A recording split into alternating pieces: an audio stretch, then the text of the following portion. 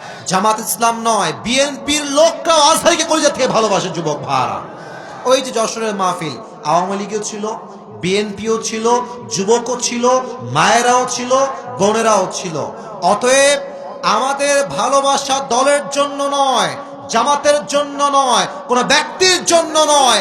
আমাদের ভালোবাসা একমাত্র কোরআনের ভালোবাসা, একমাত্র আল্লাহর জন্য ভালোবাসা। এটা আচ্ছা, যেই দলগুলো এভাবে আজহারীকে কটাক্ষ করছেন, এই যে 20 লাখ মানুষের সামনে কটাক্ষ করলেন, ওখানে কি সবাই আজহারীর ভক্ত না? তো আপনি যে গালিটা দিলেন, যার বুকে আপনি আঘাত দিলেন, আচ্ছা ভাবেন যে আজহারী সাহেবকে আমি ভালোবাসি, কথার কথা, তো আমার ভালোবাসার মানুষকে যে গালি দিবে, আমি কি তাকে আর ভোট দিব নাকি? কথা বলেন, ভোট দিব নাকি? আপনি আমাকে সম্মান করবেন, আমার ভালোবাসার মানুষকে সম্মান করবেন, আপনাকে আমি স্যালুট জানাবো যুবক ভাই, আছে কিনা বলেন? মেহেরবানি করে দলাদলি করবেন না। স্বৈরাচার বিদায় নিয়েছে, ওই চ্যাপ্টার ক্লোজ। আগামীর দেশ হবে ইসলামের বাংলাদেশ, কোরআনের বাংলাদেশ।